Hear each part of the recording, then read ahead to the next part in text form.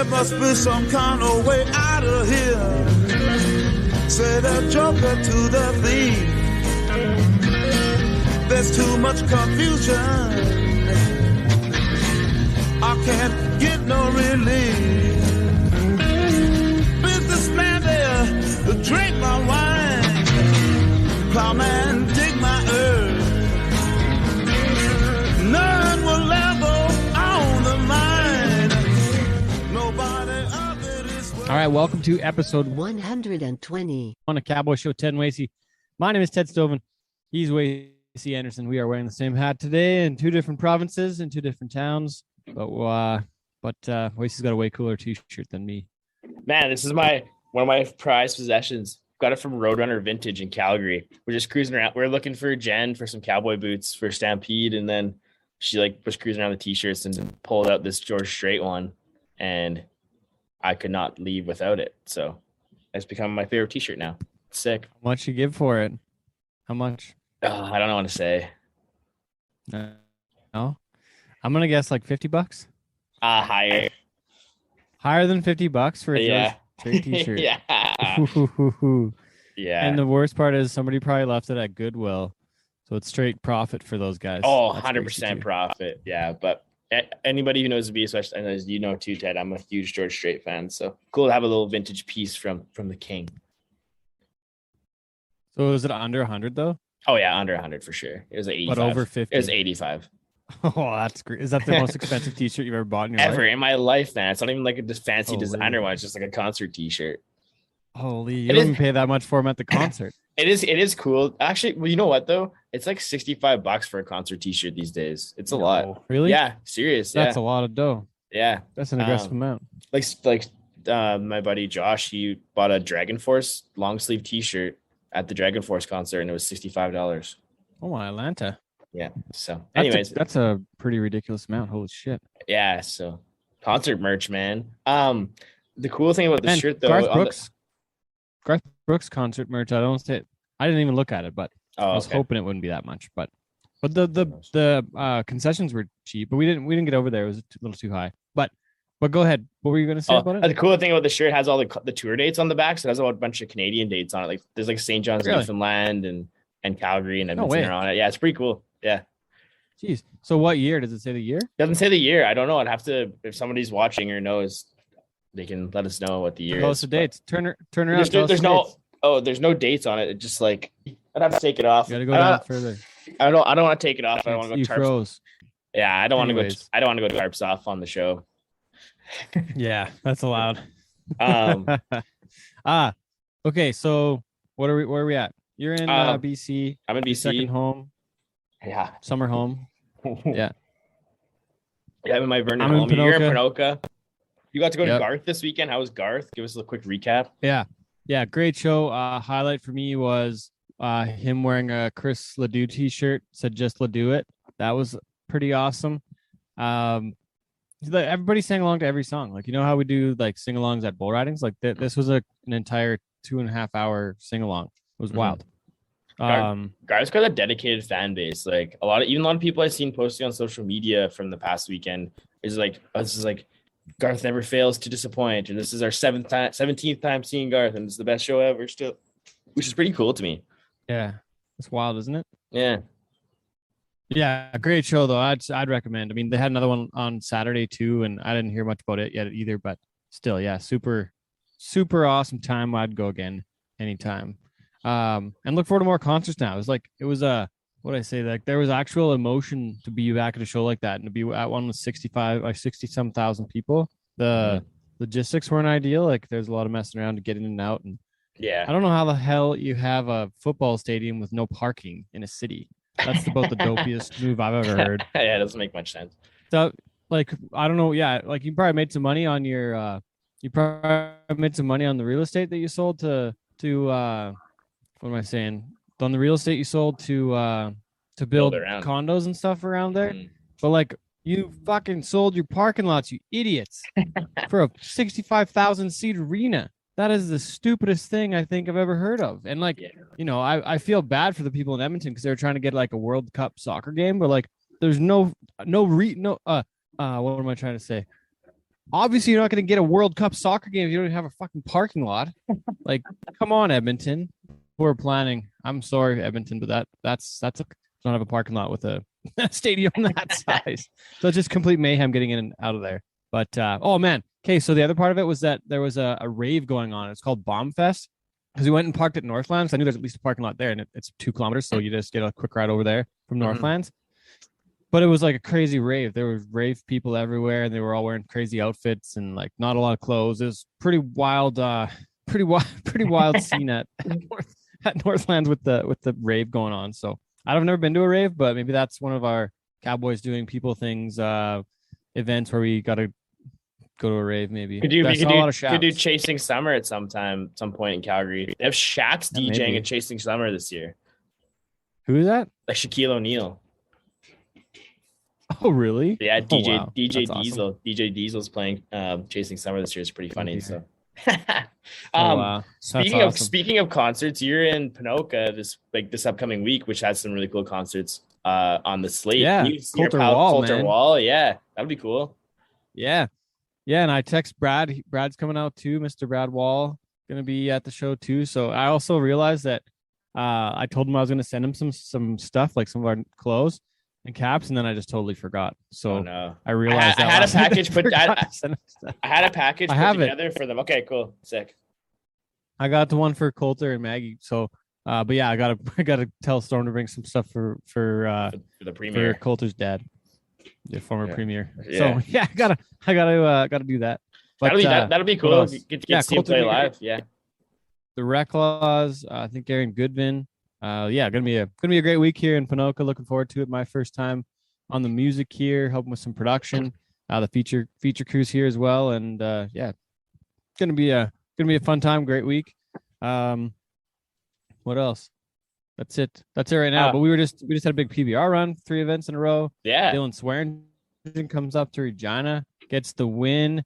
But hey, I want to go back to the concert merch because I wanted to ask the question for our listeners: what is the most expensive or most ridiculous concert merchandise purchase you have made? Nice. I'm thinking about this, or most memorable, because I have a Black Keys t-shirt that I still wear from one of the last shows I went to. Like, I don't know when that was, probably between 2014 and 2020. Yeah, I remember when you went. I remember when you went to the show. 14 somewhere. That was. Yeah. But I still have that one. It's sweet. Yeah, love me some concert merch. Love me some concert. Yeah, merch. So I got that one. I don't have anything else. I wanted to be the only time I've ever bought anything. I wanted to make a comment about the PBR run. So last night we were sitting around Jen's dad's pool having some beers after our round of golf, and he was talking about we were just hanging out one night watching TV. He's a TV set outside of the pool. It's really cool. And he's talking about trying to find some sports on. He's watching TSN, and then after something came on, the bull riding in Regina or Brandon came on. So he sat and watched the bull riding afternoon. So pretty cool to see that people who are not traditional rodeo fans are stopping and watching the PBR on TSN. What did he have to say about it? Like, and I gotta ask that because sorry, go ahead. He said the first thing he said, he's like, those guys are fucking crazy.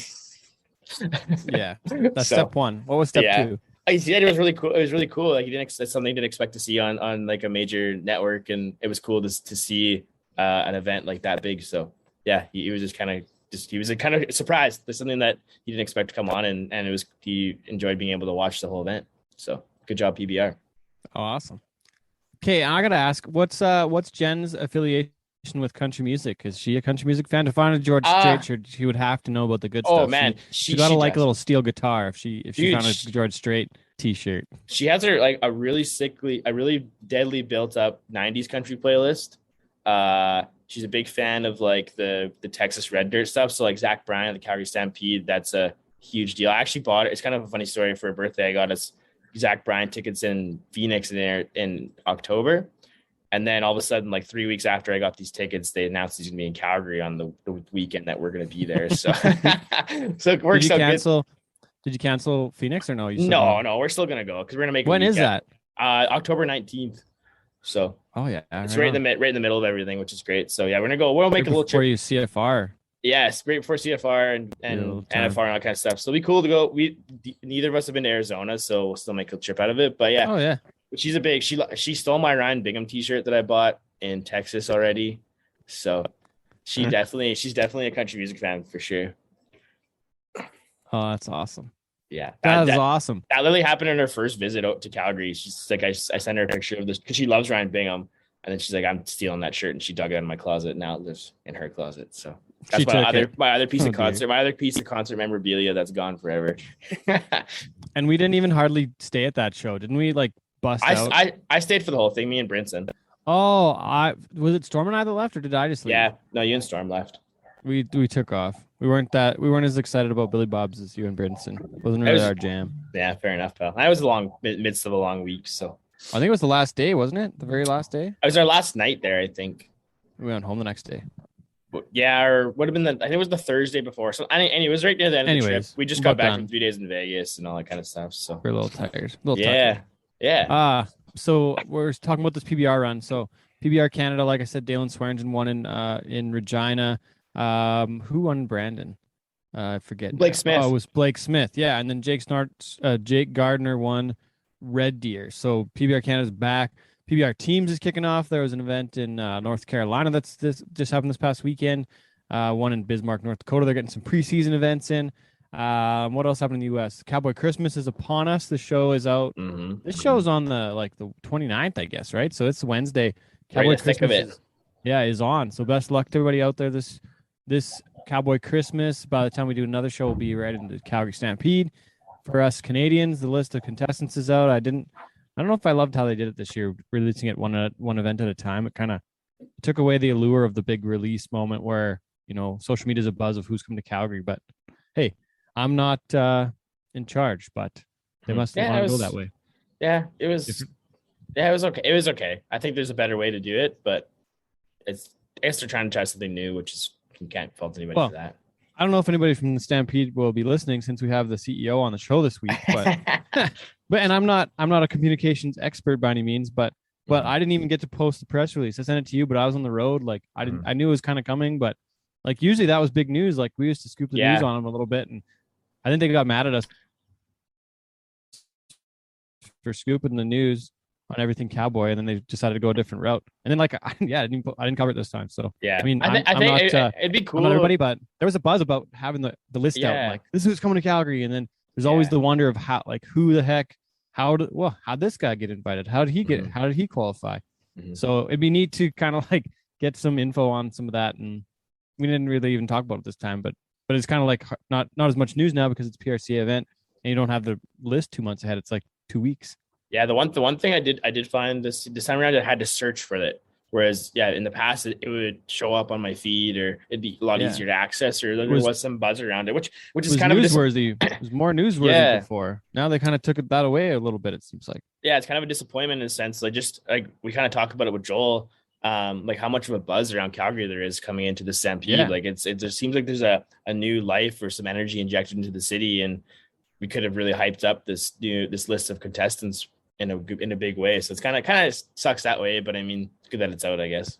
Yeah, it's good they're having a little rodeo in Calgary. Good little rodeo in Calgary. To it. But got a thank you want to do here? Yeah. So hey, horse people, we have teamed up with EquiPride and EquiLix, which are all-in-one vitamin, mineral, and digestive aid supplements. They have 0 starch, 0 sugar, 0 molasses, and consist of prebiotic digestive enzymes and a broad amino acid profile. What makes EquiLix and EquiPride so great? They are excellent for hoof growth. That's a hard thing to say. Your horse's coat and colic issues. If that's not enough, with all the nutrition packed into these supplements, you will save about 20% on your forage needs, which we all know is a big deal these days. Hay is hard to come by. Hay is expensive. So you want to be saving as much as you can. And as Ted mentioned, it's Cowboy Christmas. You want to make sure that your equine athletes are in tip-top shape and looking good heading into the arena. So try this amazing horse supplement product by asking your local feed store to bring in EquiPride and EquiLix today. Thank you, Wacey. Well done. Again, this is episode 120. Cowboy Shit with Ted and Wacey. Thank you for listening, everybody. Send us a note somewhere on the social medias. Say hello. And we'll be back here with the interview.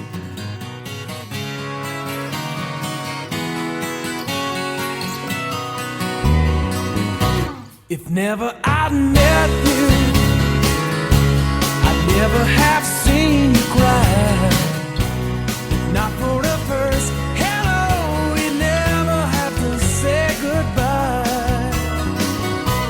If never I held you, my feelings would never show. It's time I started walking, but there's so much that you'll never know.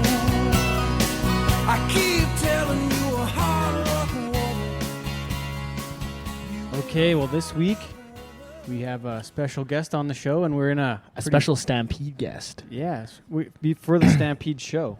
So, he's the CEO of the Calgary Stampede, Mr. Joel Cowley. Thanks for having us. Thanks for joining us. Thanks for having me on. Yeah. So we talked to Steve McDonough here in the same room, the president's room, again last year, but we didn't ask him for permission if we could use it again. Yeah. I'm sure Steve wouldn't mind.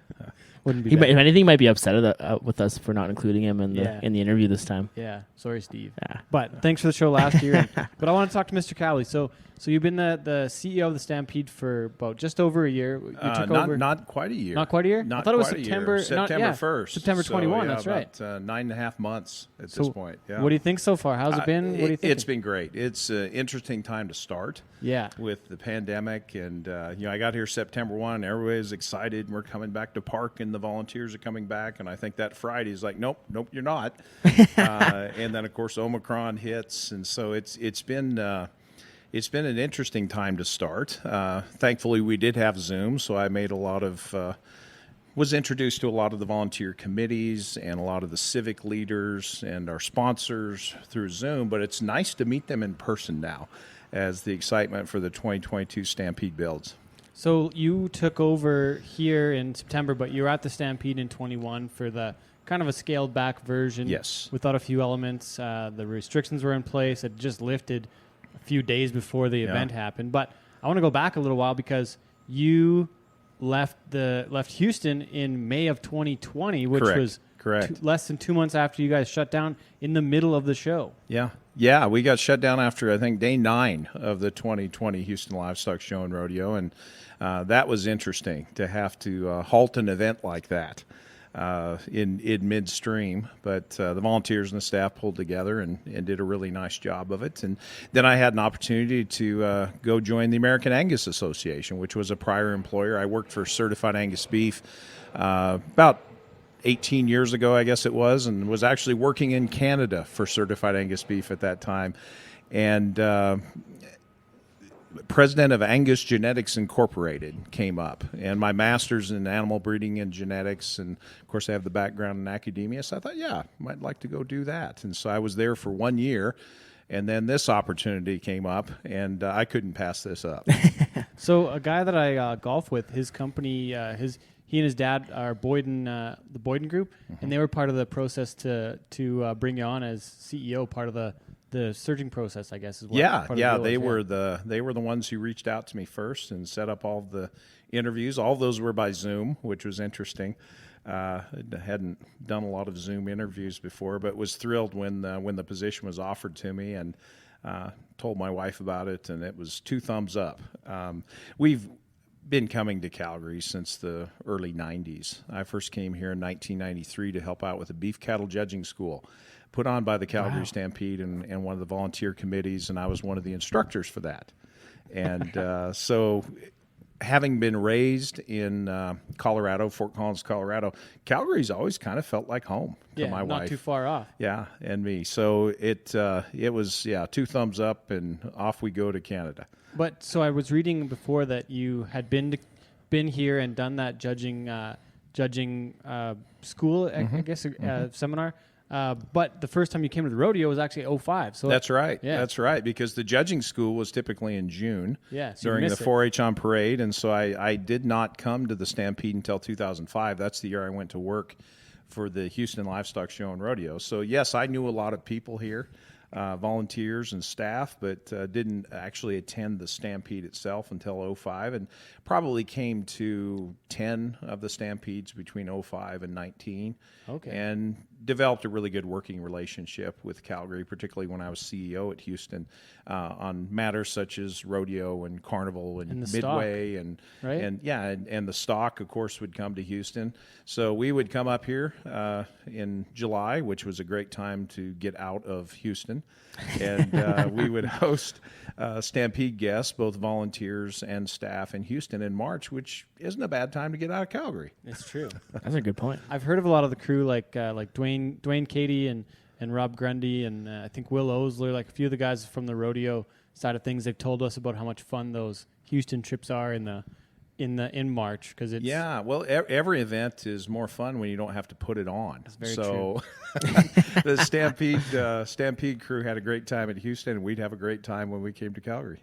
So I want to ask one more thing. You said you grew up and were kind of raised in Colorado, but you're born in Wyoming. So where in Wyoming? Right, born in Wyoming. I was born in Laramie, Wyoming. Laramie, okay. Yeah, and my mother side of the family is from Wyoming, southeastern Wyoming.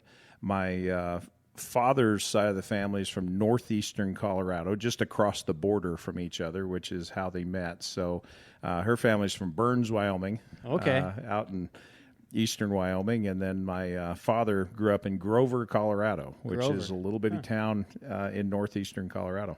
And so, like Denver to Cheyenne is what, an hour? Is that right? A little more than an hour. A little more than an hour. Yeah. And then you were Fort Collins, which is probably almost halfway. Yeah, it's probably 45 minutes south of Cheyenne. Okay, so most of you, as a youth, I would go to the Cheyenne Frontier Days, and I would go to the National Western Stock Show, Yep. And of course I would exhibit at the Colorado State Fair, and those were the big ones for me. for that area. Too. Yeah, for that area in particular. And little did I know that events like the Houston Livestock Show and Rodeo and the Calgary Stampede were out there at that time. Well, and those are big ones to us. I mean, like the like Cheyenne Frontier Days and the National Western Stock Show in Denver, like as competitors, that's what you strive to compete at, those big rodeos. And you kind of been exposed to that big type of show kind of at a young age, and it's kind of cool to see your path to end up in Houston and now eventually in Calgary. And the landscape's kind of the same, really and truly, like in like Laramie and Fort Collins up into Calgary. It's kind of like you said, it's pretty much home. It gets colder here.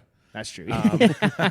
But the weather pattern's pretty similar. Of course, you get snow and cold, followed by sunshine and some warmth and things like that. So my wife and I fit in quite well over this winter. We survived it well. That was the one thing I heard when I visited the 2021 Stampede. Oh, Houston, you're going to freeze to death. Well, no. We grew up in Colorado. We actually lived in Michigan for 7 years. So we know what snow is, too. It's bad over there, too. Yeah. And that's where you did your MBA. Did my MBA at Michigan State. Yeah. Yeah. And where is that? I don't know where that is. East Lansing, Michigan. And is that the only place I even know in Michigan is like Detroit? They have a good hockey Green Bay's program there, Wisconsin. don't they, at Michigan State? East Lansing would be kind of south central Michigan. It's about an hour and a half from Detroit, west of Detroit. Okay. Yeah, it's Lansing's the capital, and East Lansing is the city where the university is. Oh, okay, I see. You mentioned 2005, like the first year attending the rodeo here at Stampede, and kind of when you got first started with Houston. Was there any elements you took from the Calgary Stampede, from being like attending it, heading into your new role with Houston, that you applied right away? Yeah, and so what's really neat about our industry, fair and festival, rodeo stock show, is that it's a very open and sharing group, because we're not competing for the same consumer. I mean, even when I was at Houston, San Antonio's 3 hours away. So we weren't competing for the same consumer. Yes, some of the same competitors, whether it's livestock show or horse show, but they're going to go anyway. And so most fairs, festivals, rodeo, stock shows, they're open to sharing. And I call it borrowing. We don't steal things in this industry. We borrow things, and we implement them. And coming to Calgary and particularly looking at the layout, the midway of their commercial exhibits and the shopping and things like that. And then rules as well. So like the tie-down roping rules that Calgary implemented, we implemented them at Houston as well, because we're both presenting rodeo to largely an urban audience. And so I tell this, but Gene Autry, when he took rodeo into Madison Square Garden in the 40s, he changed the ground rules because he knew it was an urban audience, and he changed it so it would be more acceptable to that audience. And, whether it's a jerk down rule or the amount of time the calf has to stay tied in tie down roping.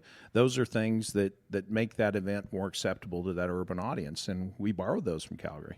Well, that's something we talk about often on the show, is like bridging that gap of urban and rural. And we're in, especially with Houston's and Calgary's and those big events like that, we have a unique opportunity to showcase our way of life in that urban spotlight. And it's so neat, like, again, like being able to make your own rules, but I still feel like there's more we can do to like make it more palatable, or like kind of bridge that gap and connect more people to it. And a lot of it's education, so they understand. Yeah. And Calgary does a fantastic job with the videos that run before events, and so people understand what are the judges looking for. What is a great ride, for example, and that just engages that audience that much more. Well, even the shoot tours are something really cool too. I have a lot of friends who work downtown, oil field, that kind of stuff, and they go to the shoot tours, and just being able to see the process, like how the animals even get loaded into the chute and how the guys get ready for their event, like that goes a long way for folks being able to see the why we do. I think that's a big misstep for a lot of places where we don't explain the why. We kind of just show them what we do, but there's no like kind of foundation of why we do what we do. Absolutely, yeah. What else do you think can be done though on the rodeo side of things, or for you coming here, the chuck wagon side, moving from 4 wagons to 3 wagons? I don't know. I hope that it's still a great product. I'm not sure what it's going to look like. There are some places they already run 3 wagons, but I'm curious what it's going to be like here. Yeah, and so I stepped in after that decision. That decision was made to be implemented in 2020. Yeah. Then, of course, there was no event at all in 2020. There were no chuck wagon races in 2021, and so it's being implemented now. I'm by far not a chuck wagon expert, but I did enjoy the chucks when I came up and was visiting from Houston, and with the 3 wagons instead of 4, I think it makes it safer at the start. You have fewer horses out on the track at any given time, and from my limited observation, if you're in 4th place after you turn that second turn, you're probably not winning at that point. So I think it will be just as exciting at the finish, and that's really the important part, is that there's an exciting finish, and it's a race down that stretch to come in.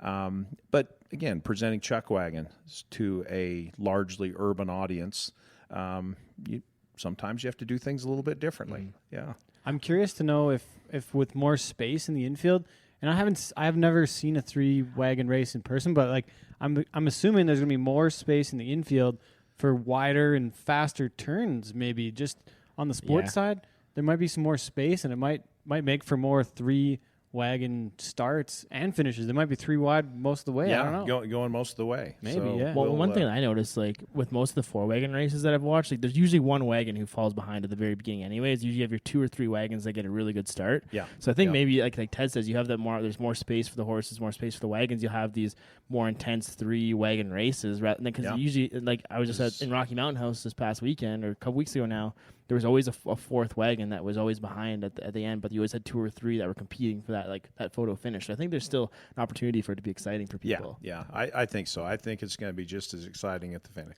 I think it's one of those things too, where a lot of people in our industry, when things change, we don't love it that so much. Yeah. Especially with the wagons has been the same for so many years, but I think once they get here, they see the changes, they actually go through the motions of competing at it. I think that you may see more people embrace the change rather than be resilient to it. But I think that's one thing. Yeah, with a lot of things, Yeah. any change, you have to experience it first to really understand what the impact is going to be. Yeah. What do you think on the rodeo side? So we have the breakaway roping that hasn't been added here yet in Calgary, but I don't know if it needs to be or should be. The breakaway at the NFR is a separate part of it's not really part of the show. I like the aspect of adding more female, more women into the event. But I don't know where it fits, and then we still don't have team roping here as well. We're going to have the Rocky Mountain Cup on July 12th at the Nutrien Western Event Center. But I wonder what the rodeo side of things look like. Like bull riding is what it is. Same with all the rough stock, steer wrestling, tie-down roping, barrel racing. Like, kind of is what it is. Like, I don't know what else the guy changes in the meantime that way, right? Yeah, and we're really pleased with the slate of competitors we have in every event. And we're going to miss out on a few contestants that were invited because of the restrictions are still in place at the border. But boy, we've got a pretty good lineup. But that was supposed to change today, though. Not for international arrivals. You still have to be vaccinated to come into Canada. So and we still got to wear our masks on the plane. Yeah, we're going to miss out on a few contestants that would have been invited. But the 20 that we have in each event, they're going to put on a great show. Oh, absolutely. Last year during the pandemic, most of the rough stock, the horses were Calgary Stampede horses. We had to be mindful of budget, and now we'll obviously pull stock from other areas, and we'll have a great set of stock set up. But with regard to breakaway roping, yes, I mean that's something that we're on the radar. Definitely looking to bring in. It was added to the evening show in 2021 with the cancellation of the chucks, and it was very well received by the audience. Definitely. One thing to keep in mind, as we're looking at we're sitting here talking about the 2022 Stampede, and we're all excited for it to come. But at the point where we were budgeting back in October, November, December, we still weren't sure we were having one at that point. Yeah. And so not a lot of changes from 2019. From 2019, which is the last full year. Last full Stampede, yeah. So I haven't asked her. I don't even know. Are we 100,000 for the champions again, like 19? Yep. Back to 100,000 for the winners. Cool. Last year it was 50 with the scaled back version, but 100,000 to win. There's probably 5,500 a day, kind of back to the normal. Yeah, back to 19. Back to normal on the rodeo side, and then the team roping is offering up that huge.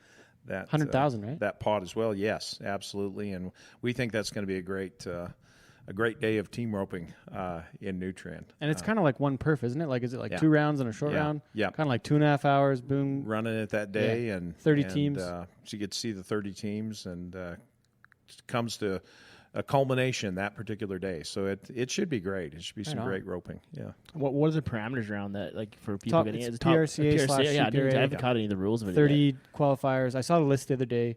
Yeah, great set of people. Be the best of the best. Oh yeah, be a great team roping. It'll be good. It'll definitely be good. And that's something that you probably appreciate a bit because it's something you've done before too. Yeah, I wouldn't call myself a rodeo cowboy by any means. I'm more on the livestock side of things. Yeah. With regard to production livestock, both my education and my experience. But in college, my college roommate was a horse trainer. He was also a team roper, and he's the one that taught me how to shape hats as well. Okay. Who was this? Clark Weaver. Clark Weaver. His name. Yeah. It's not like Weaver Leather. That's different people, right? Not Weaver Leather. He was down around Castle Rock or Parker, Colorado, and his family was very successful at training paint horses. Oh, really? But Clark got me out in the evenings at a local arena and taught me how to heel. That's fun. I can throw a head loop, but I prefer to heel. I love it when I get on a horse that knows when to turn the corner, and when I throw the rope, it knows to stop. Yeah. And it just makes it that much easier for me. Yeah. Well, There's nothing better than that. I learned on the heels too. Do they think that we're less likely to lose our fingers on the heels? Is that part of the? That's the deal. To me, you don't have to be quite as good as far as horsemanship, and you're less likely to lose a thumb. So that I took up healing. Yeah. Well, and so you mentioned that you don't really you're not a rodeo cowboy, come from that rodeo background. Do you think that that's helped with the lens you look through when applying it to like a rodeo Houston or a Calgary Stampede rodeo that way? I know a lot of things, especially with the CPRA and pro rodeo, it's a lot of people who are rodeo people. Yeah. So we kind of have like those rose-colored glasses on of like how things should be, and maybe it's time that we start looking at from a different lens. Yeah, and so I do come from some rodeo. My father was a bull rider in Was your college. grandpa bronc rider too? Is that Nope, correct? not my grandfather. I have an uncle by marriage. Okay. Who was a really good saddle bronc rider. And who's that? Jim Wise. He qualified for the national finals a couple times in the 60s. He was pretty good, pretty talented. So I've been around rodeo. I just didn't participate in rodeo until I got to college and kind of took up team roping as a hobby. But yeah, it's interesting. So I actually grew up in town because I lost my parents when I was young. My father, when I was 8, he went elk hunting when I was 8 years old and got separated from the party and actually was lost in a blizzard and perished. And about 11 months later, my mother died of cancer. And so my paternal grandparents, the ones from Grover, Colorado, they raised my 2 brothers and me. And my grandfather in Grover, he raised Hereford cattle. He owned the grain elevator. He owned a trucking line. He was the school bus driver. He was the 4-H leader.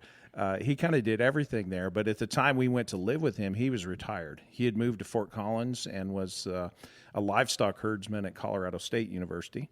They were retired and living in town, and here they get these 3 young boys moving in with them. And what ages were you? So I would have been 9, and my Yeah. older brother would have been 11, and my younger brother was 4. Oh wow! And so, And they bought a place out of town. and for you they guys. actually rented property. Oh, rented property. outside Okay. of town. I thought I read it that they bought it. Yeah, but no, still. he rented property outside of town so we could raise livestock and be Wow. involved in 4-H, and I mean, so thankful that they did, because that 4-H experience is really, I give that, short of the upbringing that was provided to me by them and my parents before that, that's really shaped me more than anything else. That 4-H experience gave me confidence, and taught me that hard work pays off. You put in the work, and you'll get effort, or put in the work and the effort, and you'll get results. And so that was really meaningful to me. So yeah, I kind of have this rural side because of that connection on both sides of the family, and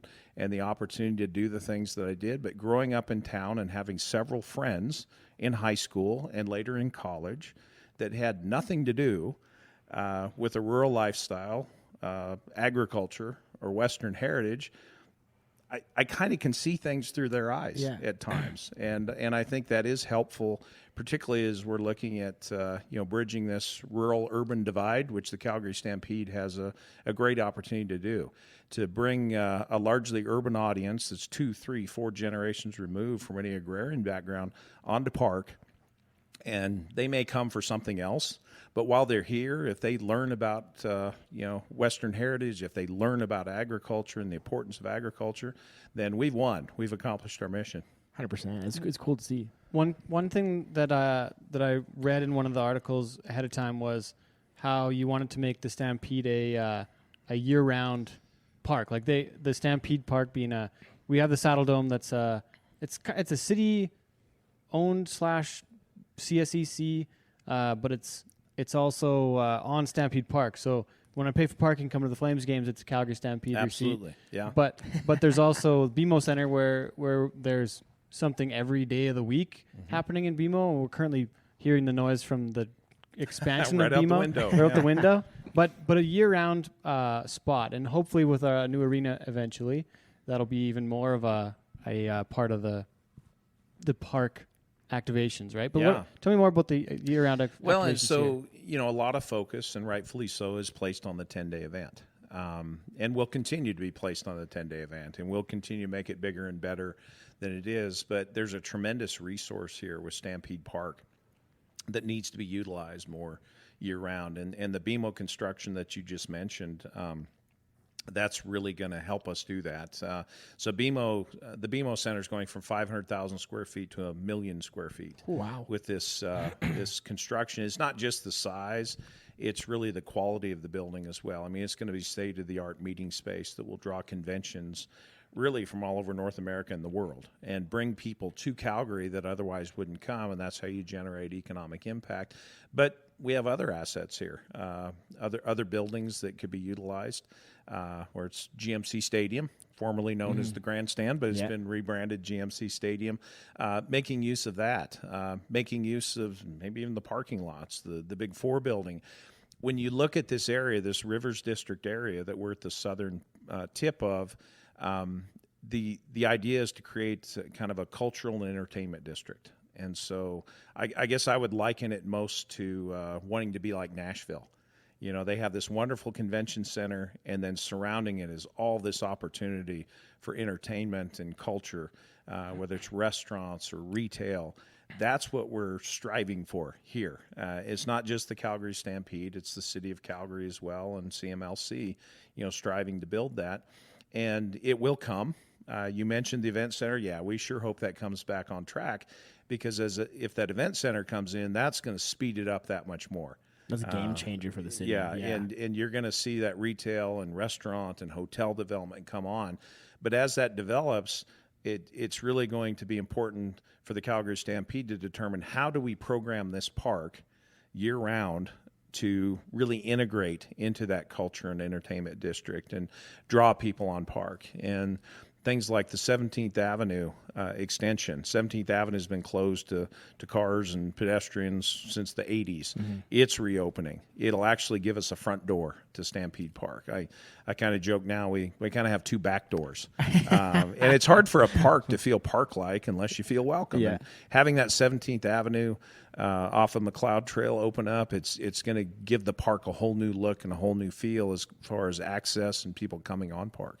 Well, like you mentioned, the city, like, and how that their vision is to kind of make a more of a downtown community. It's cool to see like the cities and the Stampede align in that sense, because Calgary's like a really commuter city. A lot of my friends who work downtown, a lot of people I know who work downtown, they drive into work every day, they leave. Yeah. If you can kind of create that community where people want to stay and hang out, and like, I live downtown, I love living downtown, but there's times I wish there was more places to go hang out, because there really isn't that much of that right now. So I think we can build that. That'll just, again, take that to the next level, and then again keep opening that door further for that urban rural connect that we're looking for. Yeah, absolutely. So it will take time, and obviously it's going to take money and resources and whatnot, but as that develops, it really is incumbent upon us as caretakers of Stampede Park to make sure that it's activated, that it's properly programmed, so that it's put to good use for the community.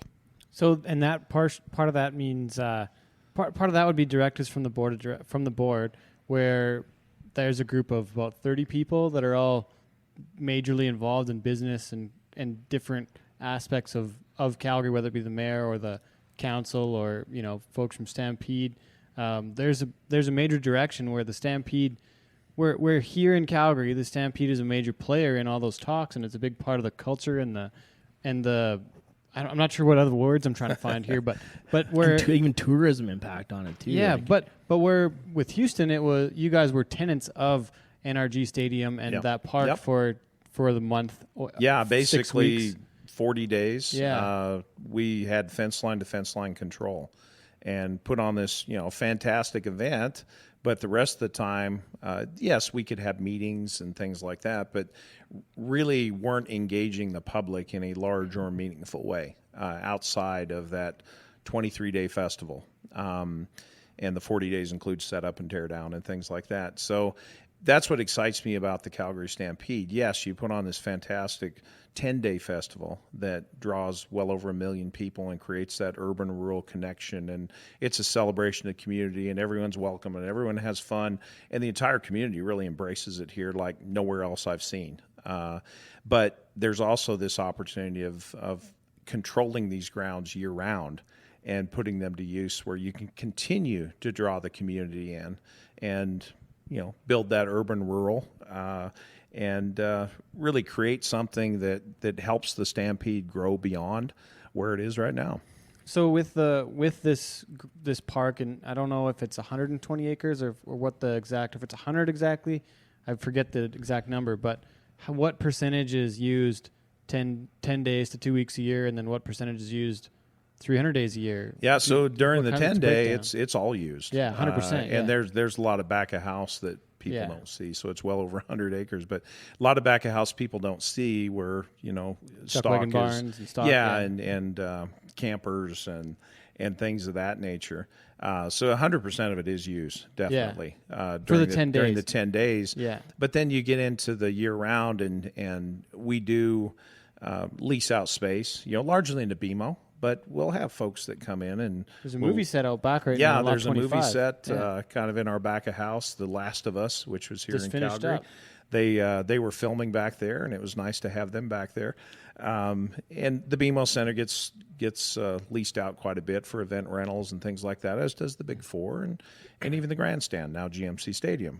We'll get leased out as well for certain events. The Nutrien, we've done a few events in the Nutrien. Yep, Nutrien hosts a lot of events. We'll have outside equestrian events coming in, and we'll put on events like 4-H rodeo and things like that. We're utilizing it, but largely those facilities outside of BMO will sit fairly vacant. Nutrients used pretty heavily, but the Big Four and you get over to the GMC Stadium and things like that. There's an opportunity to utilize those a lot more those than assets currently more used.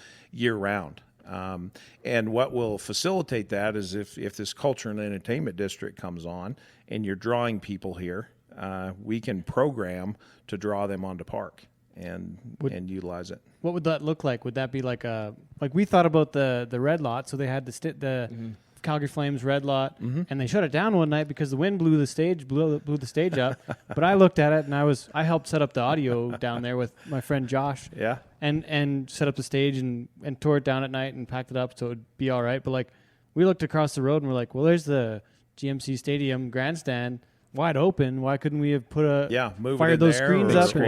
It's permanent the location. Big Four Roadhouse or things of that inside, nature. So right? Yeah, so I think opportunities like that will arise and will increase as this area begins to develop. This Rivers District Master Plan continues to develop. What about an outdoor hockey game at the GMC Stadium? I think How neat would that be? That'd be so cool. That'd be Flames awesome. versus Oilers, Yeah. Battle of Alberta. There would be enough host seats the Winter almost. Classic. Yeah, Yeah. that'd be neat, right? But that's kind of the vision, is some of those events in these places. And then so that leads me to a question that I had.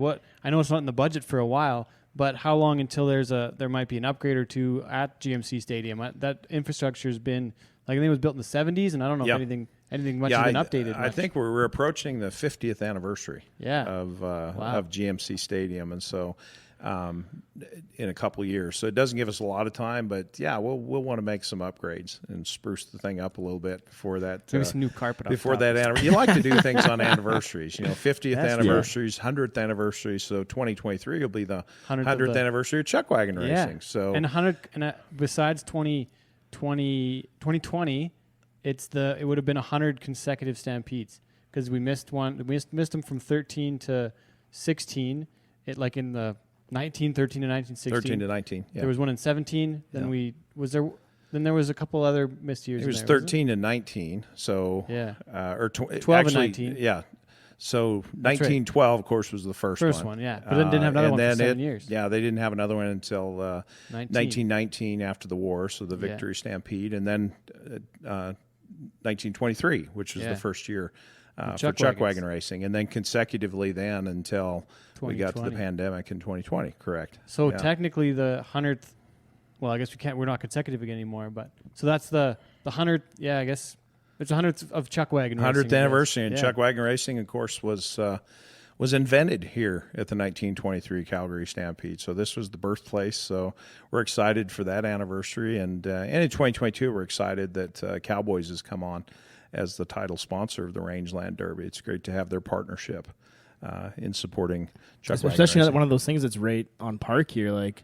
I know after a lot of Flames games, I end up going to Cowboys because it's so close. But it's neat to see everybody, the community coming together. Yeah, that local support. Yeah, it's really awesome. Yeah. What are your thoughts on the Colorado Avalanche currently in the finals? So people are asking me that a lot. First, when the Flames were playing Dallas, they're like, "Are you a Dallas fan?" I was like, "No, I'm not a Dallas fan. I lived in Houston for 15 years, but didn't really root." Yeah. Houston's a lot like it. Houston and Dallas are a lot like Calgary and Edmonton. Yeah. There's a rivalry there. So I didn't adopt the Dallas Stars at all. I did root for the Detroit Red Wings for the 7 years I was in Michigan. They were pretty good back then. That'd have been a good time to root for them. Yeah, man. that was when they were having those battles with the Colorado. Oh man, those are awesome. The Avalanche, 90s, right? the Avalanche weren't in Colorado when I grew up there, and when I left, they were Quebec Nordiques. Yeah. And so the main reason I started rooting for the Avalanche is my brother, who was still in Colorado, was a big Avalanche fan. So I just started rooting for the Red Wings just to irritate him and started following them. But yeah, so I didn't truly have an NHL team until I got here. So now I have one with the Calgary Flames. Oh, okay. Did you get to any of the playoff games? I didn't go to a playoff game, and I'll tell you why. Too expensive. No, I have attended 5 Flames games in person in my life. 2 of those are like 2002, 2003, when I was up here for business, and they lost both of those games. And I went to 3 this year since I've been here, and 2 losses and 1 overtime loss. Oh, so I'm thinking 0 for 5? Yeah, I'm thinking that ain't good. Well, 4 and 1. Jeez, that's true. But Get it right. I didn't want to jinx them, so I stayed away from the playoffs. Yeah. And so I can't be blamed for They what didn't need your happened. jinx, and they lost fair and square. They did lose fair and square. Oh, geez. But I'm gonna go to games next year, and they're finally gonna win, and then that'll all be we need, off, right. and then That'll be good. I can go without feeling bad. So have you got to do much exploring around like Western Canada, Alberta in the past year and a bit? I guess you've been living up here. Not a lot. We made a couple trips to Banff. Oh, yeah. Before it started snowing real hard, and we'd been up there 30 years ago or something like that. And I've been out to some events. Like just last night, I went out to an Angus operation down by Staveley. Yeah. Because Certified Angus Beef, the company I used to work for, was recognizing a purebred producer and one of their commercial customers for their commitment to the brand. So that was kind of fun. Take a nice drive south and sit in a shop because it was too wet to sit outside, and interact with a lot of local producers down in that area. But we're looking forward to that once Stampede is wrapped up. I think my wife and we plan to just jump in a vehicle and just drive west until we hit the ocean. That's our Not a plan bad after thing to do. Stampede. Yeah, I'm driving west. as Yeah, soon as we'll we're done stop this. a lot along the way, certainly. But go do some exploring. Have you had a chance to hit the Longview Steakhouse yet? Yes, I did. Nice. I still haven't got there yet. Yeah, I hadn't lived there for 3 years. I think that was back in April. Someone invited me down. We had to do a 5:00 reservation because it wasn't open after And they that. booked it 6 weeks. But I'll tell you, I'm ahead. kind of a beef guy, and I make a pretty good steak myself. Oh, but so it's hard to beat. Longview steak. A chef knows what he's doing. He knows what's up. Oh, it was good. So then, It was okay. good. So next question into that: is there some steakhouses around Calgary you've had a chance to try yet that would rival your own level of There are a lot of grilling? There are a lot. I've not actually dined a lot in Calgary. Okay. Since I've been here, with the pandemic in place and whatnot. My wife and we bought a house in Bear Spa. Okay. So we hit Floors and Pine a couple of times. Good spot. At that time. It was really good. But I know there are some really good steakhouses in Calgary. And once we get past the Stampede, I plan to try get the a work bunch done. of them. Would Yeah. recommend Caesars. Caesars. I did have lunch at Caesars once. Okay. Modern so steak. Vintage. Vintage is good. Yeah. And I've Lots of eaten good at steak. Vintage. Yeah. All Lots of those good are steak good. around Calgary. And what I love is when I go somewhere and I have a steak that I can't do myself. I mean, it's at that level. And so And what those is that? places those places you just mentioned. But I mean, what steak is it though? Like which one? I can do you a not strip steak. I'm a strip steak guy. Yeah? Yeah. Yeah. A lot of people like tenderloin. Tenderloin's great. It's tender. That's my favorite. Not as much flavor. Really? Nope. You don't, because you would say a ribeye would have more flavor than a Ribeye tenderloin. has more flavor, but a Yeah. ribeye also has more fat trim. Yes. So does. I go for the strip. It's kind of the best of both worlds. like the New It's- York strip you're talking. New York strips. Yeah. It's tender, but it's still flavorful and flavorful, and there's not a lot of trim or waste on it. In fact, I'm cooking dry aged strip steaks this evening. Oh, for, really? For my friend from Certified Angus Beef who was in town for the event yesterday. Yeah. Where do you buy your steaks then? So with these, my wife. Bonton? No, my wife. We have a Calgary Co-op right near us, and Oh, there you go. they have the dry aged cooler, and Nice. so You go pick she 'em out. She went and hit that. Yeah. Oh, nice, nice. One thing I've noticed around Calgary in the past, even like couple of weeks, is the buzz heading into the Stampede. It's something I haven't felt since I'd say even 2019 when that was a really good year for Stampede. But even into 2020, obviously was not a good time, and then 2021 it was here, but it wasn't the same level. But people are planning Stampede parties, like all the music festivals are back. There's 25 tents downtown. We're selling lots of buckles. We're selling buckles. I'm truly looking forward to this upcoming Stampede because I think it's just gonna be a huge 10-day rager.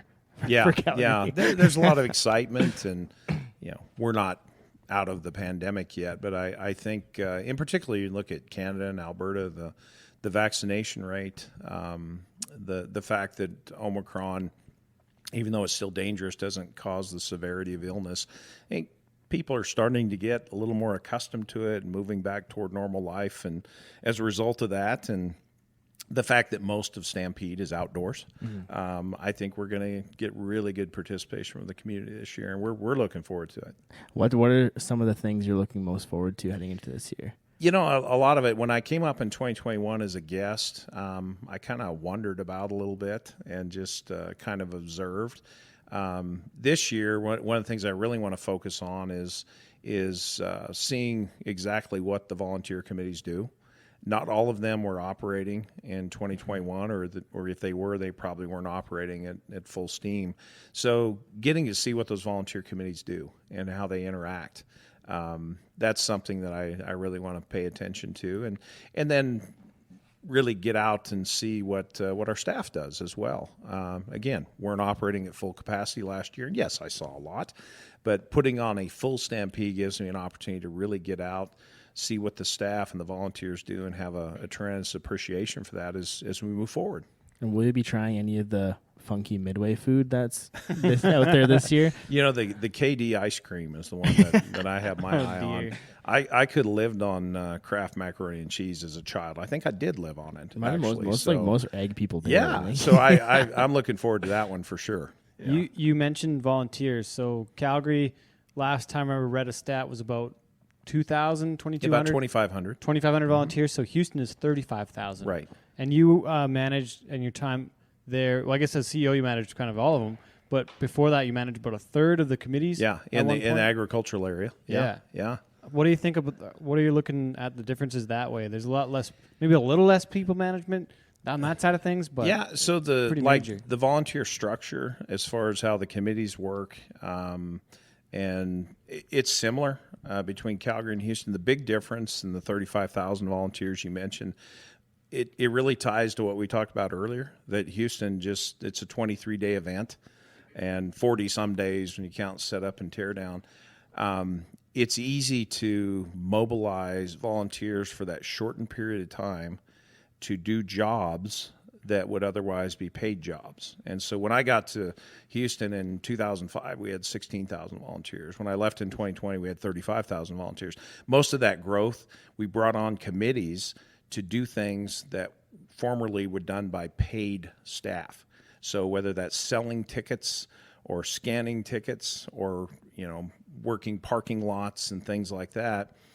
And here at the Stampede, because it's a year-round operation and year-round management of Stampede Park, you have to have those part-time employees to do that, because you're probably not going to get a volunteer here to man a parking booth in January, for example. It's not a very glorious or glamorous so job. it's a different model, because it's just pretty much the event, and you've got that narrow window in Houston.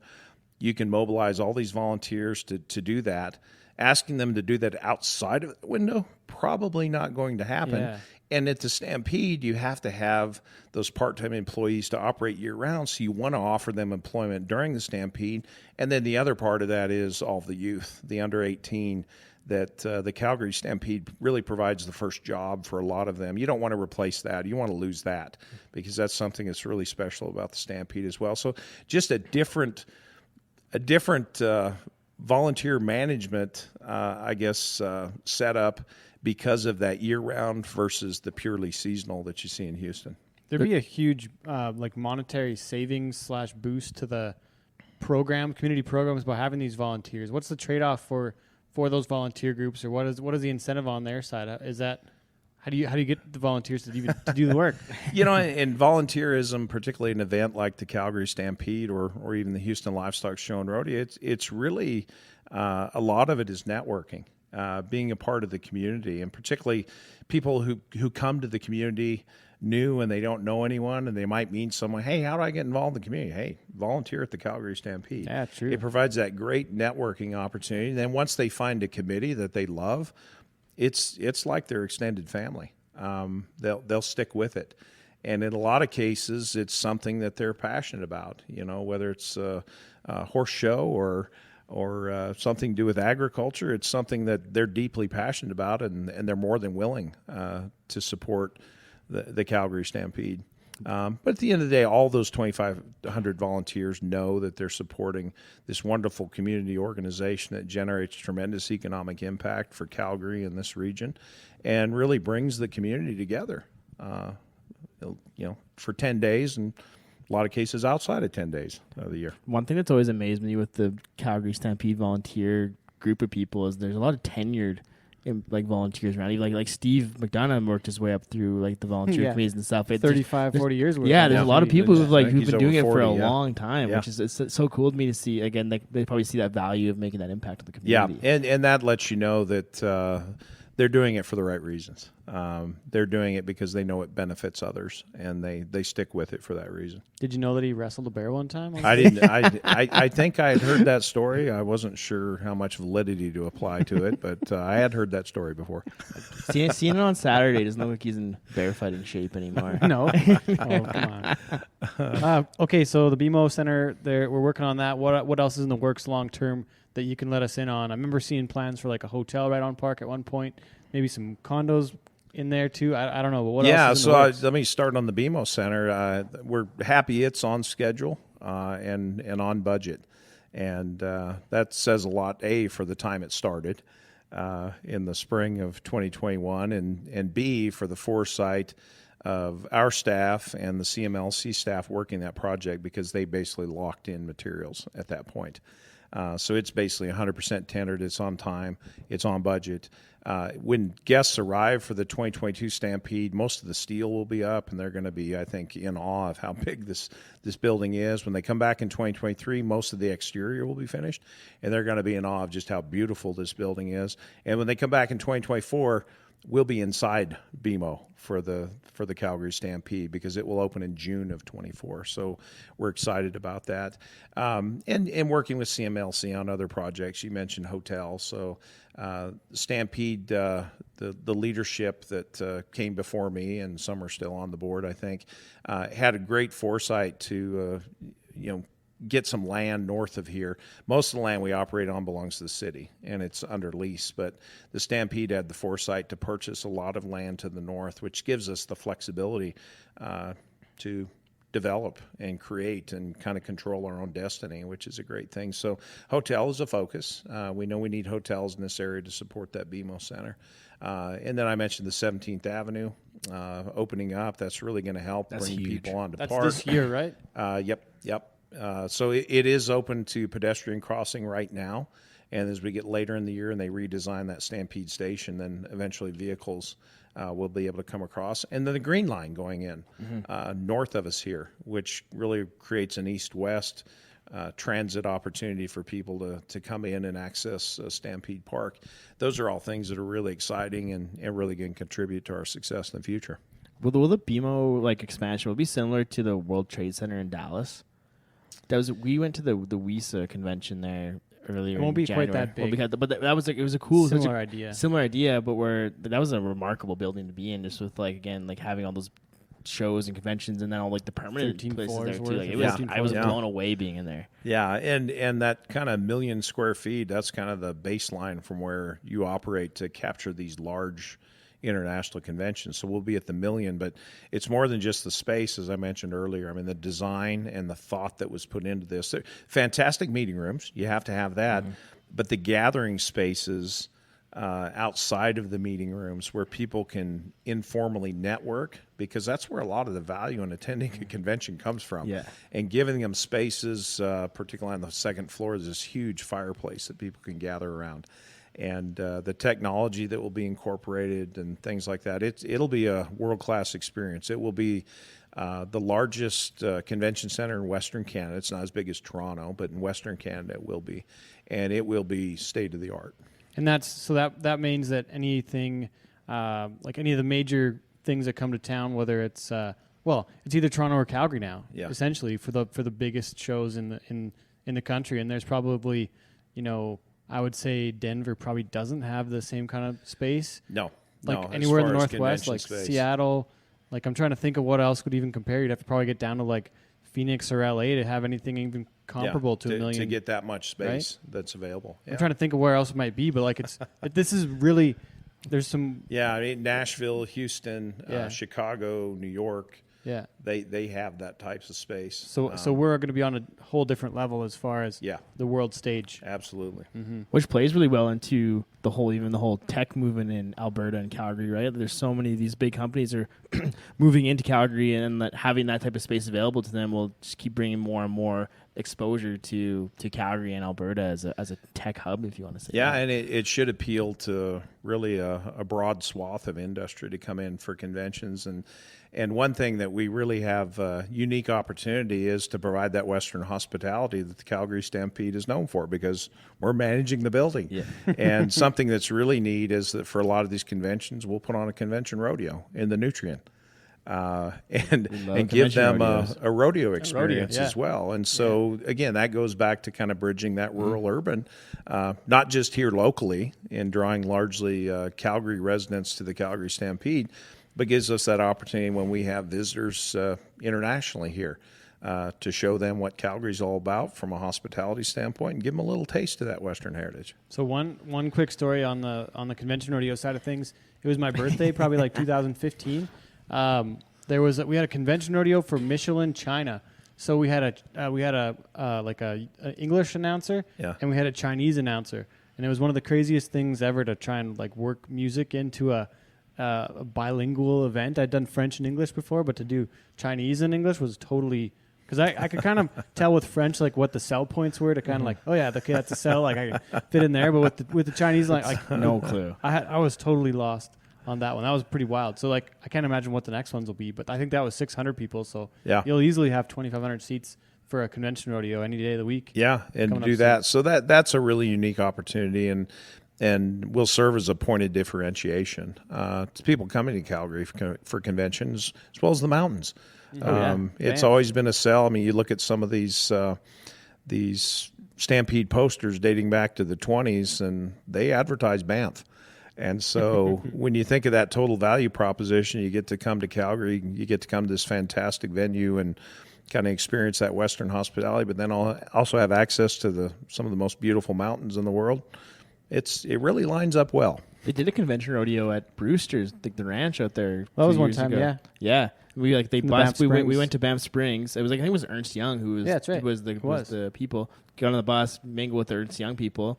They come to a convention rodeo and go right back to the Fairmont and keep that's a cool experience for people coming from all over. Before we wrap it up, I got a couple quick things. We got a few minutes left, but I want to talk hats before we're done. And then I got to ask you, what was the best concert you ever saw in Houston? Or are you allowed to say that? Yeah, I can say that. Yeah, was it George Strait? No, I will tell you, George Strait was awesome. You probably got to no meet doubt. Him. Oh yeah. Did you call him and say, "Hey, can you come play the show"? No, I didn't do that. Would you come out of retirement and come do this? I didn't actually extend the invitation. We did personally extend the invitation to Garth Brooks. To come play in 2018, and went and met him when he was in Houston in 2016. Of course, he played both of those. From a sound standpoint, it's tough to beat Zach Brown Band. Really? Because not only are they immensely talented, but they have a great sound mixer. And the NRG Stadium was not easy. You'd have a lot of experienced sound mixers come in, and they'd try, and they'd finally call our guy over and say, "Fix this," and they'd fix it. Wow. Yeah, they sounded incredible. And I've heard them in other venues. And they bring their own crew. They have their own trailers. It's pretty impressive. I will tell you from an energy standpoint, and just being totally off the hook, it was Cardi B. I've never seen a crowd like that. There were over 75,000 people. Yeah. And we'd sold several thousand standing room only tickets. And because on the concourse, on the concourse, on the top of on the top of the first level. Oh wow! And those people in the standing room looked down, and everyone in the stadium was on their feet, and like, well, let's just go stand in the aisle. We're not going to block anybody. So at one point, I looked up, and there was not an aisle to be seen in the lower bowl. Wow! And I thought the fire marshal could shut us down. They didn't, but it was the energy was absolutely incredible. Yeah. Laying it down. So were you front row? Or were you? I was standing room only. I was down by the bucking chute. Yeah, that's a good spot. Yeah, it's a good spot to watch. So I had to ask that part too, because being in Houston, I was down there at one point with Chad Bestplug, who now works here at the Stampede. It was like the year or two after he won it. He was just starting to put on events. I booked a flight like earlier that morning. I got on points, and where I was like, yeah, I'll come to Houston with you. Why not? So we zipped down there for a couple days. My only time I've ever been, but I noticed that the rodeo is almost a pre-show for the concert. And it was less focused on the rodeo. So I just kind of had to ask that part of things. And it's called Rodeo Houston, but there's a lot of concerts, and you have 80,000 people. So some people are coming to watch the tie down rope and the start of the rodeo, but a lot end up coming for the show. So what are the thoughts that way? What were the thoughts on the comparison? Like you put on a rodeo, but it's also the concerts. Like so, the draw was the entertainer for the most part. Now that's not to say there aren't rodeo fans that have season tickets and they're there in NRG Stadium every single night, but the draw is largely the entertainer, and the entertainer you book determines the crowd that you draw. Yeah. And so, you book a country night, you're going to get a more traditional audience. It's probably going to be a larger rodeo fan. Yeah. And if you book a pop Cardi or a B. hip hop or a rock, maybe not traditional rodeo fans, but we knew from the surveys that they liked the rodeo. Okay. So yes, they came to see that rock star or that pop star, but they also liked all aspects of the rodeo, which, would hopefully create a loyal customers going to come back again and again. So and come earlier for the rodeo. yeah, and so an artist that just kind of generally interests them, maybe they're more likely in the future to buy that because they know that rodeo product is so outstanding. Built-in market research right there. Yeah. We're here now, Calgary. One of the features is like the features here are the rodeo and the chuck wagons. Those are the draw, as you just mentioned. Yeah. Yeah, and so the afternoon rodeo, those are rodeo fans. They want to see rodeo, and that's fantastic. It's not combined with a concert, and then you come back in the evening, and you can see chucks followed by a fantastic Bell Grandstand show in the evening. Yeah. Hats before we're done. Smith Smithbilt, how long was it? Were you in Calgary before you had to wear a Smithbilt? I Was was it in the contract? I think it was about 5 or 6 days. Yeah. And they got me down to Smithbilt and let me pick out the colors, one I'm wearing right now. Steel gray? Steel gray. Steel, yeah. Which I didn't have one of these. Hey, there you go. And so I was really excited, and it is now my favorite hat. What were you no wearing doubt. before? I was wearing a Greeley Hat Works. Oh, yeah, for Trent. I Right wore on. a couple of those, and I've had Resistals and things in the past. So yeah. this is my first Smithbilt, and I have to say it's my favorite hat. Oh, there you go. A lot of quality, and as we mentioned, I shaped it myself. Yeah. Yeah. Brian didn't like that, I don't think, at first. He wouldn't let me touch it in the store, so I had to take it home and Use the kettle? and put my shape in it. I used a teapot. Yeah. Yep. Used a teapot to shape it. But yeah, I mean, hat shape's a deeply personal thing. 100%. Right? Well, I remember you mentioned too, you kind of have a little bit of on the brim here, like where for those that are listening only, there's the brim, but Joel puts a bit of a crease in the side of the brim that's kind of a different spot. Do that with your thumb. Yeah. And I like just a little bit of bow in the front as well. Yeah. Is that a Colorado or Texas thing? It's just something I developed over time. It's just something I like. Its own style. Yeah. Outstanding. Wacey, one more question before we. Okay, I have Man, go. two part. Have you been? Okay, Have you been to Calgary Tower yet? Not up in the Calgary Tower. Wait, No. so you No, knows a I guy. know No. a guy. If you Is want that to go, right? if you want to go up to I Calgary need Tower, to do that. Yeah, Definitely. It's a good spot. And so since you brought that up, great vantage point during the Calgary Stampede, we have the Super Wheel coming What is this? as part of our What's the carnival. world's largest traveling Ferris wheel? North American Midway will bring the Super Wheel. I think it's 46 meters tall, Oh my gosh. and it has air conditioned gondolas. Kind of like the Link, like the thing in Vegas? Yep, like you that one. drink Not while as you're big on it. as that one, but no, No you can alcohol head up allowed? in that. And you talk about a great view of Stampede Park Dang. and the city and surrounding area. That's pretty cool. It's going to be exciting. All right. Okay. The Okay, final. one more quick one. Okay, you go ahead then. Who do you think's going to win the rodeo this year? What's your Boy, one event? Who are you picking? I'm not going to throw that out there. No? Okay. I'm going to wish every competitor Oh, great yeah. luck. That's what I'm going to do. Boo. I might have my personal favorites, but I'm not going to share them with Okay, you. all right. I'm not going to tell the judges. Don't want to put it off. Okay, sorry, wait. All right. Okay. The most important question of this whole interview: what is your definition of cowboy shit? Definition of cowboy shit? Yeah. So I've experienced it for the last hour or so.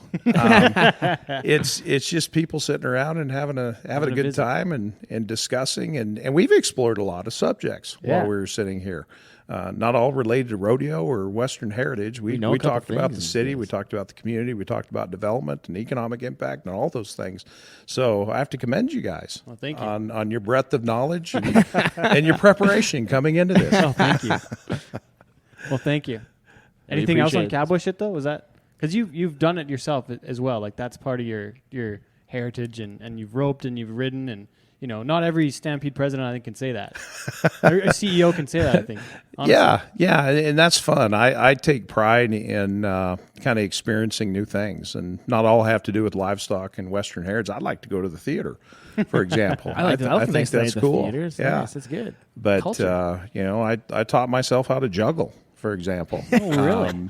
I figure if I can learn how to rope, I can learn how to juggle too.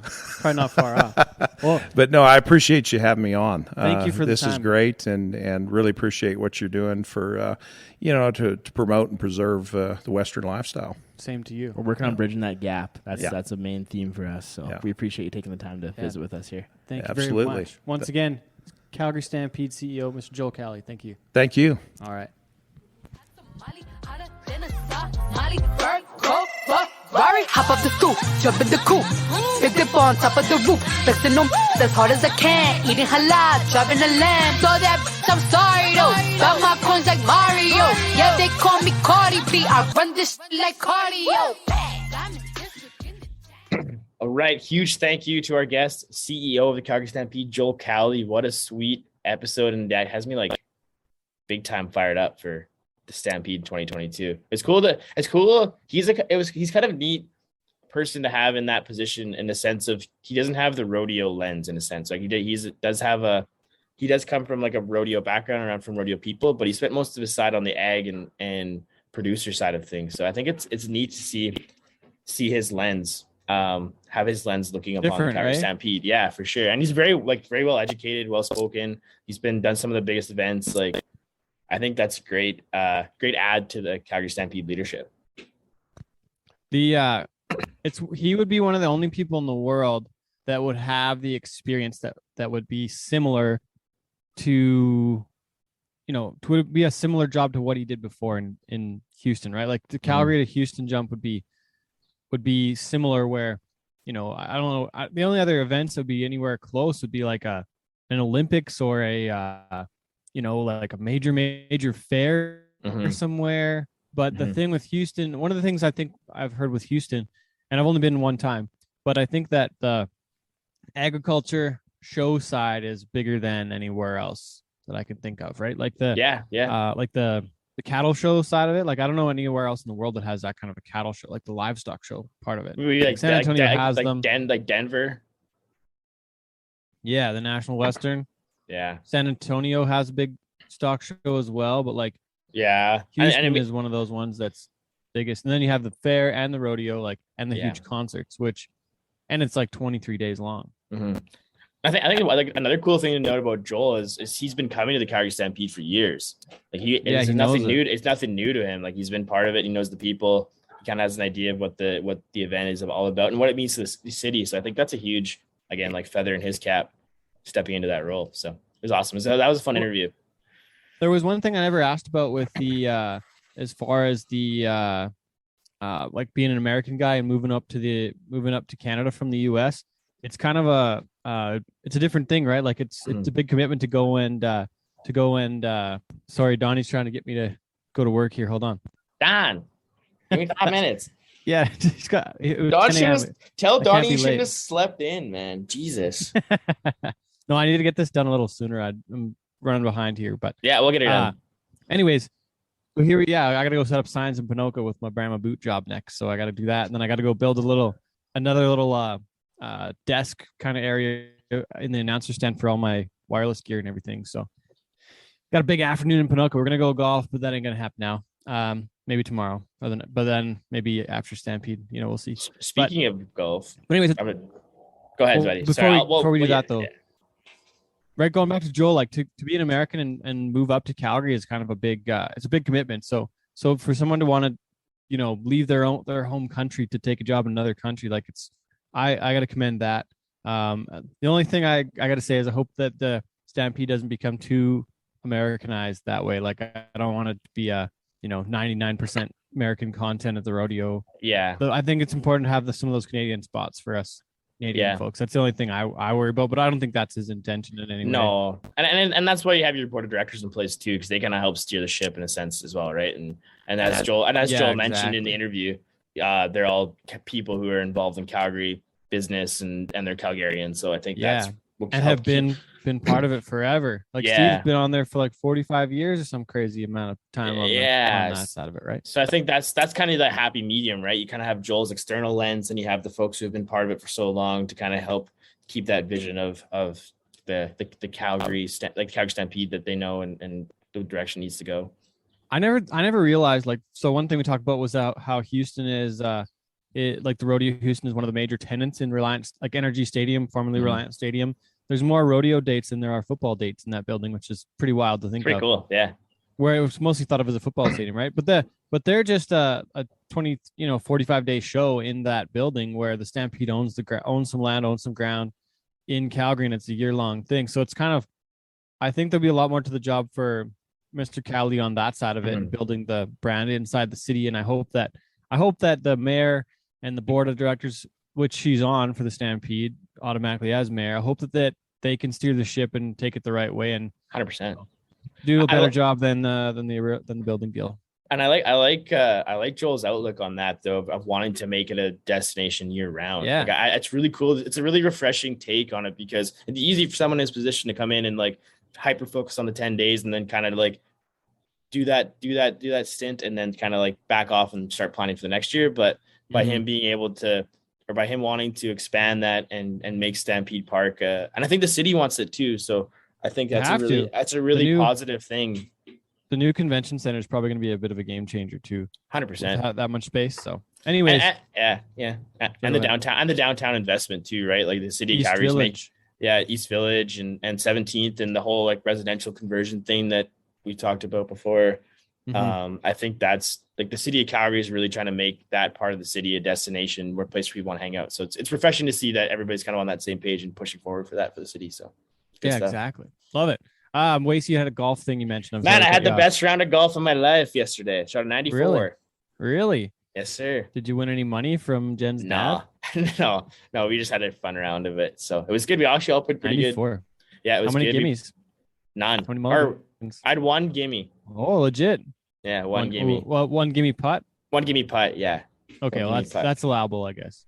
Yeah, other than that, it was straight and true. I just had a day. This was beautiful Okanagan summer day. Spalmachine. Oh yeah. That's right where my uncle Ron and Shelley lived. They're just Spalmachine. Yeah, there's a bunch of different. So Spalmachine is that community outside of Armstrong. Yeah, which is where Rick lives. Like Jen's dad. Yeah, and then there's Spalmachine Golf Course, which is on the road towards Falkland from Vernon. Oh, okay. Spalmachine Championship. Yeah, it's good. It was a beautiful course, man. All the courses out here are in incredible shape. It's been a really wet spring for the Okanagan. Yeah. So now they're getting some heat and it's going to be unreal. Had a first mountain bike rip of the year too. It's at Silver Star. It was awesome. Hit some cool stuff. Got awesome sweet jumps and shit. So gotta love that. Anyway, it's been a good trip. But yeah, best round of golf of my life. So I'm happy. Good work. Looking forward to some more here in the next few weeks. Heck yeah. I'll golf again eventually. I don't know when, but someday. Hopefully tomorrow. Got to do some work first. Anyways, yeah, looking forward to Ponoka here. And okay, I got to go back to the story in Regina. That's the last thing I think I got. Last thing. So we got new clothes out there too, folks. So we'll get to that too. But Regina, so there's a song called Experience Regina that I thought it was a tourism song that like it went wrong, very wrong. That like somebody in like the 90s either thought it was like really awesome. I was talking to somebody about it. They're like, yeah, they either thought this was really awesome or they knew it was gonna be bad and they were just joking around. Like there was some kind of like in between where it was probably a little bit messed up. So there was Experience Regina. It's a catchy track as soon as you hear it, and I'm sure it's hilarious. I'm sure that Sean Morton will throw the track in here for us. But anyways, yeah, Experience Regina. So Brinson, of course, thinks it's hilarious, and he'd heard it one time, and that's his like go-to Regina song. So before the pandemic, March 13th, 2020, I was sitting on a plane about to head to Regina to this same event, and it got canceled before the plane took off. So luckily, I got off the plane before the event happened. But so it was kind of cool to go back there, and this was our third event of the tour this year on TSN, like you said, and hopefully Rick can watch it on the broadcast and see the. Hopefully this bit makes the show. I don't know if it did or not, but anyways, we so I cut that song and I put it in the opening when they introduced Brinson. So he's like, yeah, just play it, and then I'll just come out there and I'll just be snapping my fingers and just grooving to it. And I got to play like probably like 30 seconds of it because the spotlights weren't on. Like there's a bit of a kerfuffle with the spotlights weren't on, or I don't know if Brett was supposed to introduce and then the spots came on, or what was happening. But I was like trying to wave at Pete. I was like, it was the Dennis Hallstatt thing where he's like, "There's a pair of pliers under the seat," like that kind of thing. And I was trying to like tell Pete like the lights, but it didn't work out. But anyways, I played the song and it like went all the way into like the advertising portion where she's like, Regina is the capital city of like that's how long this song played. And I was like, I might have wrecked that. But it was like the chorus literally hit when Brett said his name. It was hilarious. And people were texting me like, "Oh, that was great. That's was so sweet, funny, man. That's cool." You almost have to just get that clip from Feature just to have it, just for fun. So I asked Daphne about it, and she's like, "Yeah, you can get it from Casey," but I've been a little bit preoccupied with Pinoca now. So that's Garth hilarious. And getting ready. That's but yeah, hilarious. I gotta get that and post it somewhere. That was funny as heck. Yeah, good stuff, man. That's awesome. So yeah, but pretty unreal to have Galen there, and the guys were amazing. But one of the most fun shows in a while. Yeah. I'd have to look back at the results, but we had a ton of rides, ton of great content. So it's been good, really good bull riding in Canada the past month and a half. Like even on the pro rodeo side, a lot of 90-point rides, high scores, guys getting it done. So exciting times in Canada from the rodeo front. I have not paid attention on the US side a whole bunch, honestly, besides some of that team stuff with the PBR. But Wacey, I'm late for banner hanging, but we got new clothes in the stores. Yeah. We can't call it merch, man. Sean told me. New clothes in the stores. New clothes in the stores. We got a new launch. A fresh line of clothes. So yeah, Cowboy Shit. It's in the stores now. We'll get on the website in the next little bit here as well. But check out your local retailer because they've got some new stuff. It's the only place you can get it right now. So we got a blue shirt that we called Parkour because there was something about a color being Parkour. And I thought about Michael Scott and Dwight doing parkour. Hardcore parkour, man. Yes, when we do the write up, that'll definitely be mentioned in the write up of the show or of that t-shirt. It's a light blue t-shirt with the lightning bolt on it. That one's a lot of fun. We got a couple new hoodies. I got a couple of them here. I got a nice like old school kind of movie poster hoodie. A couple nice new t-shirts, some cowgirl shit stuff as well. So and we got new caps that are going to land here. Actually, some of them are land here this week. So. We'll be tagging them up and getting them out during Stampede. Tag them up, get them out, rawhide. All right. Thanks, Wacey. You got one more thank you, then that'll be it. One more thank you, and that will be it. So, does your horse have a dull coat? Maybe their hooves have trouble growing, or maybe your horse has some colic issues. Well, you are in luck because we have teamed up with EquiPride and EquiLix for the next couple of months here. And they are an all-in-one vitamin, mineral, and digestive aid supplement. So this supplement helps with all those issues and more. Your horse will be looking really slick heading into the summer season. So EquiPride is a top-dressed meal form, and EquiLix is free choice lick tub, and it is the only non-molasses protein tub on the market. Both great options to feed your horses. If you want to check them out, they're awesome. Like we said before, summer run's coming up, so you want to make sure your horse is looking slick heading down the road. So try this amazing horse supplement product by asking your local feed store to bring in EquiPride and EquiLix today. Nice work, Wacey. Well done. You got anything else for this show? No, dude, that's all good. Yeah, don't forget to check us out. Social medias, all that fun stuff. We'll see. Yeah. We're going to be on the road lots in the next 2 or 3 weeks here. So if you're at an event and you want to say hi or whatever, check us out. We're more than happy to sit in BS for a while. And send us those rodeo song lists. You guys didn't do that last time very much, so yeah. I'll make that. I'm making a playlist. That's one of my tasks for this upcoming week. So I'll release that once I get it put together. Nice. Sounds all right, good, dude. Okay, well, everybody stay well out there. Merry Cowboy Christmas, and we'll see you all on the other side of it. Thank you.